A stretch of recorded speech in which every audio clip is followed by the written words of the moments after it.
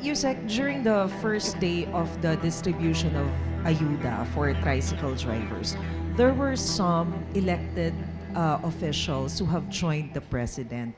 So may we know what happened to the implementation of the anti-EPAL provision on the 2026 national budget?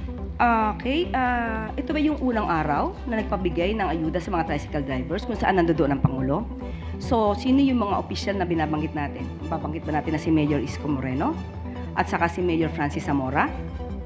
Okay, yun po kasi po ay isang event na kung saan pinuntahan po ng Pangulo at kinakailangan po nandoon po ang host.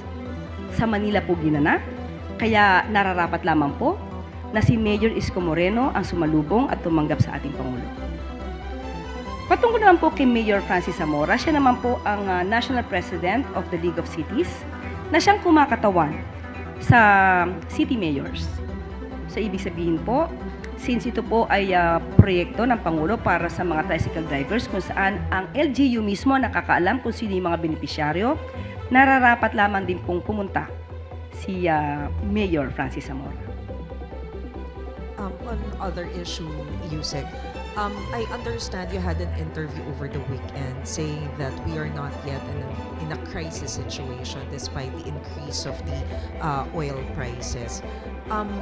But then, in an ambush interview last Thursday in Bataan, the president himself used the term crisis. He said we had to accelerate all this because of the oil crisis that is happening. Itong problema because of the war in the Middle East. Pakipaliwanag. Okay, pag sinabi po natin ng oil crisis, maliwanag din po ang sinabi ni Secretary Sharon Garin ng DOE. Na sa ngayon ay hindi pa kinukonsidera na mayroon tayong oil crisis dahil kumpleto po tayo at enough po ang supply ng langis. At nagpupursige po ang DOE at ang pamahalang ito sa utos na rin po ni Pangulo Marcos Jr. na hindi mawala ng patid, hindi mapatid ang supply ng langis o produktong petrolyo sa ating bansa. Sa katunayan, sinabi po ni Secretary Garin na mayroon na pong negosasyon patungkol sa 440,000 barrels ng fuel. At sa susunod naman po ay mayroon 600,000 barrels na maaari po tayong maangkat. Ang sinasabi po natin na wala pa po at hindi po pa dinideklara na mayroon tayong oil crisis dahil nga po sapat ang supply sa ngayon. Most probably, according to Secretary Sharon, ang nagkakaroon lamang po ng issue ay tungkol sa presyo. Dahil alam naman po natin kung ano ang nangyayari na krisis sa Middle East. Ang nais pong sabihin ng Pangulo patungkol sa oil crisis, pinapatungkulan niya po doon ay ang oil crisis sa Middle East. Pero sa ngayon po, sa atin at sa payo na rin po ni Secretary Garin sa ating Pangulo, wala pa po tayo maaaring tawaging oil crisis sa bansa. Last na lang, Yusek, at what point can we say na we are already suffering from a crisis? Sa ngayon, hindi po natin masasabi dahil patuloy pa rin po ang pagsusumikap ng ating gobyerno na hindi mapatid ang supply ng fuel, ng produktong petrolyo sa atin. Sunod na tanong mula kay Alvin Baltasar, Radyo Pilipinas. Yusek, magandang umaga po. Yusek, sa nangyayaring oil price increase, doon sa Palacides na parang sobra-sobra naman yung ipinapataw na pagtaas sa presyo since ang sabi rin naman ng Pangulo, meron tayong enough supply ng 30 hanggang 60 days. Parang lumalabas kasi Yusek na yung presyo ng mga inangkat na langis ng mga oil companies, nakuha nila sa mababang halaga. Pero ngayon, ibinebenta nila sa napakataas na presyo. Actually, napaka-common yan na question. Pero common question, pero parang mahirap ipaliwanag. Pero dahil dyan, mas bababawan natin kung paano natin maipapaliwanag ito sa taong bayan. Okay, under the deregulated downstream oil industry framework, base na rin po sa RA 8479, ang oil companies po na presyo ng produkto nila ay babase sa prevailing international benchmark prices, primarily Mean of Platts Singapore or MOPS, sa bawat pricing cycle. So yung oil companies po, gumagamit po sila ng FIFO, first in, first out accounting, no? Ito po yung ginagamit nila ngayon. Kung saan yung produkto na ibinebenta sa ngayon ay base sa presyo sa current or near current international market prices at hindi sa historical acquisition cost noong patungkol sa kanilang inventory. So, yung pump prices po ngayon ang nagre-reflect ng current global market conditions kahit na yung kanilang inventory ay nabili nila sa mas mababang presyo.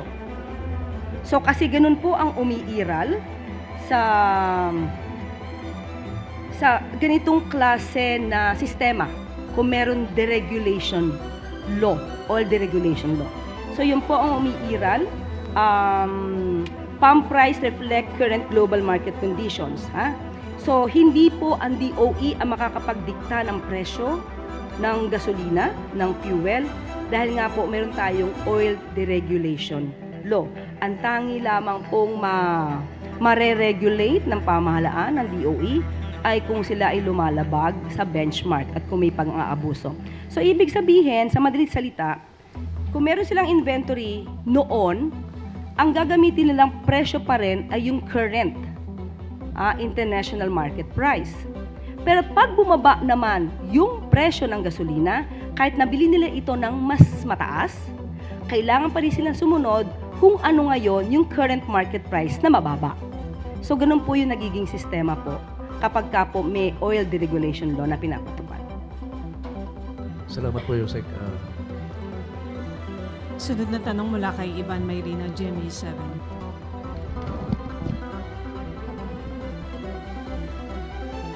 Yusek Claire, good morning. Ang basihan po natin sa pagsabing wala tayong oil crisis ay dahil may sapat tayong supply.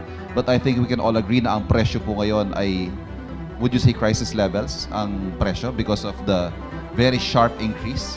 Ang sabi po kasi ni Secretary Sharon, may dalawang klase po ng crisis, sa supply at sa presyo. So ngayon po, kung pag-uusapan po natin ang supply, ay wala po tayong sasabihing crisis pagdating sa supply. Maybe meron pong price disruption dahil nga po sa nangyayaring oil crisis sa Middle East. So yun po yung pananaw ni Secretary Garin. May mga nag-call out po sa inyo for downplaying the situation. Gaya po niyan, hindi natin sinasabing oil crisis in pricing but a mere price disruption. May mga nagsasabi po na mas maganda siguro sabihin ng gobyerno ang tunay na sitwasyon and not downplay. How do you respond to that? Wala naman tayong hindi na-downplay. Ito po kasi yung totoong sitwasyon. Nagsusumika po ang pamahalaan sa utos ng Pangulo na dapat hindi magkulang ang supply ng produktong petrolyo. Lahat ginagawa. Nandiyan na rin po ang pagbibigay ng tulong ng DSWD, nandiyan po ang pagtatrabaho ng DOE, pati po ng DA at ibang ahensya, isama na po natin ang DSWD. So in other words, ayaw po na maramdaman ng mga kababayan natin na may kulang tayo sa supply. Kumpleto po ang supplies natin sa crudo, sa oil, sa fuel, pati po sa pagkain. So, siguro po kung ikukumpara sa ibang bansa, mas napagbibigyan po ng atensyon ng Pangulo na dapat na ang mga kababayan natin, kahit presyo po ay tumataas dahil nga po ito ay dulot ng sigalot sa Middle East, gusto niyang iparamdam ng Pangulo na kaya ng gobyerno, nandiyan ang gobyerno para sa taong bayan, at hindi po pababayaan ng Pangulo at ng gobyerno ang mga nararanasan natin. Pero, katulad ng sinabi niya sa kanyang mensahe, tayo po ay magtulungan. Kung may kailangan matipid, kailangan magtipid. Hindi po kasi natin mapapasubalian. We just cannot ignore the issue that there is really crisis in Middle East. At nagiging parte po tayo dito, kahit gustuhin, hindi man natin gustuhin, talaga pong maaapektuhan tayo. That's the reality. Yusek, speaking of prices, when does the President intend to use his emergency powers already granted to him by Congress to lower or suspend excise tax on petroleum products? Sa ating pong pagkakaalam ay hindi pa po yata na ibibigay. Sa aking pagkakaalam, ang update sa akin nung Sabado ay hinihintay po na maibigay sa Pangulo para mapirmahan. Sa akin pong huling pagkakaalam. Pero pag nandiyan na po yan, pipirmahan po agad ng Pangulo yan. At lahat ng maaaring gawin at hindi lalabag sa batas at hindi lalabag mismo doon sa batas na sinusulong ngayon patungkol sa emergency powers, gagawin po yan ng Pangulo. Sorry, with the indulgence of the group. Last na lang po, ma'am. May mga nag-express po ng reservations or concerns about the sustainability and sufficiency of steps being taken so far, tulad po ng subsidies, cash subsidies. Ang Pangulo ho ba bumuuna ng, I don't know, crisis committee, crisis management team para ho mag-isip ng iba pang pamamaraan should this drag on? Okay, bago pa po may nag-suggest na gumawa ng crisis committee, nag-utos na po ang Pangulo na maggawa officially ng crisis committee. So hintayin na lamang po natin ang dokumento if na-finalize na po. Composed of whom? Pina-finalize pa lang po yung dokumento. So hindi ko po mabibigay muna yung detalye, although I have a draft, pero saka na po natin kapag kamo na-finalize na. Thank you very much. Okay. Sunod na tanong mula kay Luisa Cabato, Inquirer.net. Good morning po, Yusek. Some drivers say that the 5,000 cash assistance from the government is not enough to cover rising fuel prices, especially since ginagastos din daw po nila yon sa ibang pangangailangan nila. And does the Malacanang see the need to implement another tranche of cash assistance on top of the fuel subsidy? Opo, kinausap po natin mismo si Secretary Rex Gatchalian ng DSWD patungkol po sa maaari pang madagdag na ayuda sa ating mga kababayan. At ito po ang kanyang sinabi. Ayon po kay Secretary Gatchalian, sa utos na nga rin po ni Pangulong Marcos Jr. na magkakaroon pa po ng karagdagang ayuda. Unahin lang po, we have to time it, sabi po niya. At ito pa rin po ang kanyang sinabi, and I quote, "In the coming days, DSWD will continue to release cash assistance to affected public utility drivers, and this will be done in tranches." End of quote. Sunod na tanong mula kay Tristan Nadalo, Newswatch Plus. Hi, Yusek. Follow-up lang din po doon sa question on oil crisis because you have lawmakers labeling din po itong sitwasyon na isa ng krisis katulad ni Senate Finance Committee Chair Win Gatchalian. Ang sabi niya po, oil crisis na po ang nararanasan ng ating bansa, hindi na ito tungkol lamang sa pagtaas ng presyo ng langis. Ramdam na ang epekto nito sa iba't ibang bilihin, gaya ng pagkain at transportasyon, hindi na maaaring ipagpaliban ng pamahalaan ang sitwasyon. Ano po ang komento? Ang pangyayari po ngayon at ang sigalot sa Middle East, hindi naman po talaga mapagpapaliban yan. Pero yung impact po ng krisis sa Middle East, yan po ang tinututukan ng Pangulo para po masoften, no? Masoften po yung impact sa atin ng krisis sa Middle East. So lahat po ng ayuda na kakayanin ng gobyerno, yan po ay ipapadama at ibibigay sa ating mga kababayan.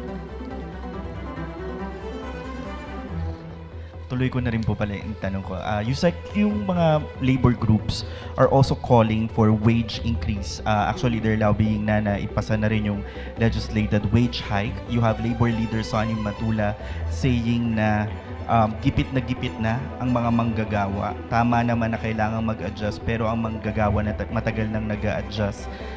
Yung hinihingi daw po ng wage hike ay recovery na lang dahil kulang na talaga ang sinturon para mabuhay ng maayos ang manggagawa, lalo na yung sitwasyon ngayon. Ano pong comment ng palasyo? Sa pananaw po ng Pangulo, lagi po niyang inuutusan ang DOLE at ang Regional Tripartite Wages and Productivity Board na aralin at kung maaaring dagdagan ang sweldo ng ating mga manggagawang Pilipino. At yun naman po ay pinapatupad. At halos taon-taon po ay nagtataas po ng sweldo. Pero patungkol po sa pagtaas po ng sweldo na 200 pesos, tingin po natin ito po ay nasa kamay po ng Kongreso. Last na lang po on possible help din po sa mga kababayan natin. You have Congressman Toby Chanco proposing a bill that would freeze rents and defer loan payments to cushion the adverse effects of rising fuel prices. Ito po ay temporary freeze sa residential and MSME commercial rental rates. Ito po ba ay isa rin sa pinag-aaralan ng gobyerno kung pwedeng gawin? Hindi pa po nababasa malamang ng Pangulo ang version. So kung magkakaroon po sila ng version at ibibigay sa Pangulo, pag-aaralan po ito. Thank you po. Sunod na tanong mula kay Clizel Pardilla, PTV4.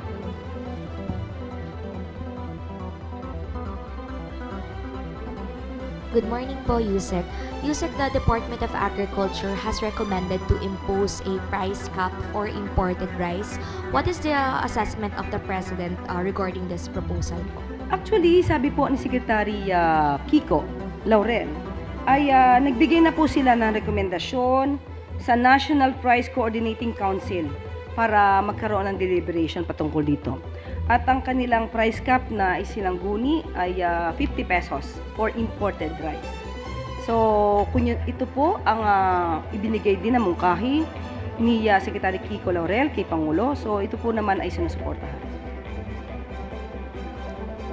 Ma'am, sorry, follow-up question lang po dun sa Crisis Committee. What is the main purpose po of this committee? Of course, kapag ka po binigyan natin ng sinabi po nating Crisis Committee, ito po ay tututok. Lalo-lalo na kung ano ba ang pangangailangan ng ating mga kababayan, paano hindi mapuputol ang supply ng ating mga pangangailangan sa oil, sa fuel, at sa mga pangunahing pangangailangan ng ating mga kababayan. Sunod na tanong mula kay Ivy Reyes, Bilyonaryo. Yusek, good morning po. Rep. Asidre claims the ICI cleared Rep. Martin Romualdez of any liability in the flood control scandal. Can we confirm if this has reached the Malacanang? At itanong na rin po namin kung ano yung update dun sa 41 million budget ng ICI. Naubos po ba? And if not, saan po pupunta? Okay, patungkol po doon sa rekomendasyon ng ICI, ito naman po ay isinumite na sa Ombudsman. So, hahayaan na lang po natin ang Ombudsman na mag-reveal dito para po bilang respeto. At kung matatanong din po ang ICI, mas maganda pong sa ICI mismo manggaling kung anong kanilang rekomendasyon. Patungkol naman po sa pondo, yung pondo po na ibinigay po at inilaan sa ICI, ito po ay valid hanggang December 31, 2026.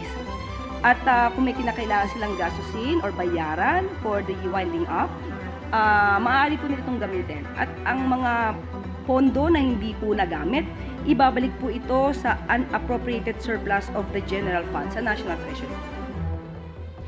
Just a follow-up question on 2 points earlier mentioned. You mentioned that the government is doing everything to soften the blow. Similar question in previous weeks.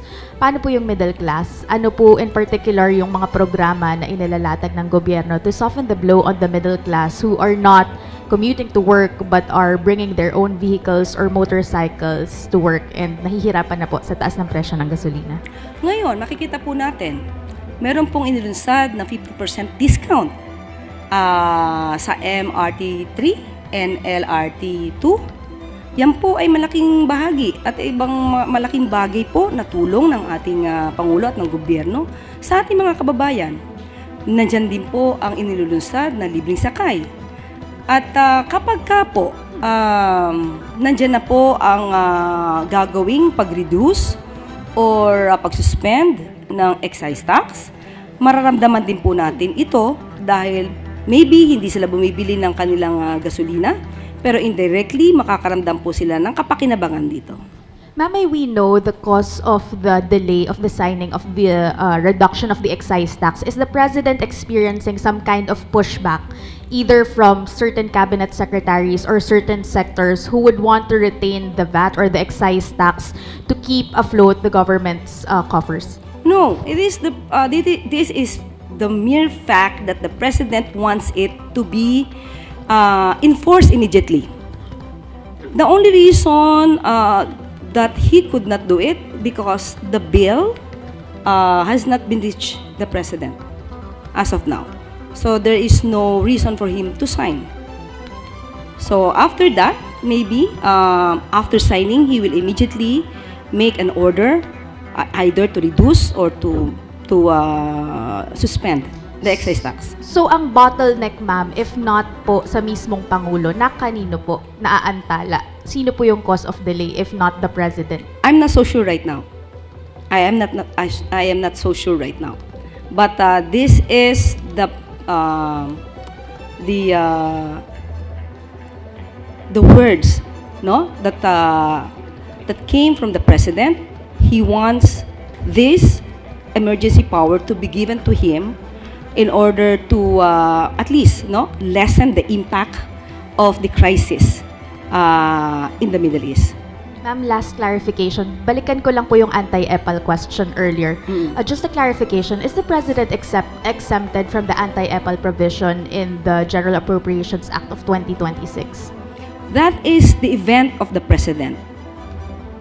So, he should at least show to the people that the government is running, the government is properly managed for the country and for the people. So, dapat makita siya. Dapat nakikita ang Pangulo dahil ang pagpapakita ng Pangulo ay pagpapakita ng tiwala sa mga kababayan natin na kung anumang krisis meron tayo, ay maaari natin itong malampasan. Salamat po. Next question, Tristan Nadalo, Newswatch Plus. Nag-announce po ang LTFRB ng dagdag pasahe only to be suspended the following day by the President. What went into this decision, ma'am, at bakit umabot pa sa punto na i-announce ng LTFRB at babawiin din ng Pangulo kinabukasan? Naaral po ng Pangulo at binalanse mabuti ng Pangulo ang maaaring maging epekto nito. Dahil nauna na po na magbigay ng ayuda. Sino unang binigyan ng ayuda ng Pangulo? Hindi po ba ang transportation sector? Financial assistance, fuel subsidy, at susunod nga po ay maaaring pagbaba or pagbawas, pagsuspend ng excise tax. Nauna na pong tulungan ang transportation sector. So ngayon po, ang mga mananakay natin, wala naman po sila natatanggap na anumang fuel subsidy. So binabalanse lamang po ng Pangulo sa ngayon. Ito po naman ay sa ngayon lamang upang hindi rin mabigatan ang ating mga mananakay, ang mga commuter, na pare-pareho naman po nating nadadanasan kung anong epekto ng krisis dito sa Middle East. So yun lamang po at kailangan lamang po talagang balansehin ang pagtulong sa bawat Pilipino. Last question, Sammy Dinilla, Business Mirror. Ma'am, clarify lang po namin. Bali hanggang kailan po yung suspension dun sa fare hike for dun sa mga land PUVs? Sa ngayon, wala po tayong masasabi dahil aaralin pa po yan. Kapag ka po kinakailangan na po talaga na magtaas ng pamasahe at hindi masyado makakaapekto sa ating mga commuter at sa kabuuan ng ating mga kababayan, maaari naman po itong maging positibo dahil sabi nga po, especially bago po nangyari ito, hindi po ba nabanggit natin na patungkol po sa pagdagdag ng pamasahe sa mga jeepney drivers, yung dating binigay sa kanila na allowance ay sapat pa para sa paggastos or sa pagbili ng fuel at hindi sila malulugi. Nagkaroon lang po ngayon ng kakaibang sitwasyon. At ang dais nga po dapat unahin ay ang mga bus drivers, yung bus companies para po maakyat ang pamasahe. Ang dating hiling lamang po ng mga tsuper sa jeepney ay matulungan silang masolusyonan yung mga kolorum. Pero since na iba nga po ang sitwasyon, kailangan lang po talagang balansehin ng Pangulo ang bawat kondisyon sa ngayon para kumbaga, lahat po tayo ay makinabang, lahat po tayo ay maibsan ang nararanasan nating hirap or impact ng hindi natin ginustong sigalot sa Middle East. Clarify ko lang po. Bali, ang magdi-decide po kung mag-i-impose na ulit, i-alisin na yung suspension, si President po ba or LTFRB na lang? Pag-uusapan po yan. Kasi kahit po desisyonan yan at sinabi po ng Pangulo na hindi ito makakabuti sa ating mga mamamayan, of course, makikinig naman po yung sinasabing ahensya.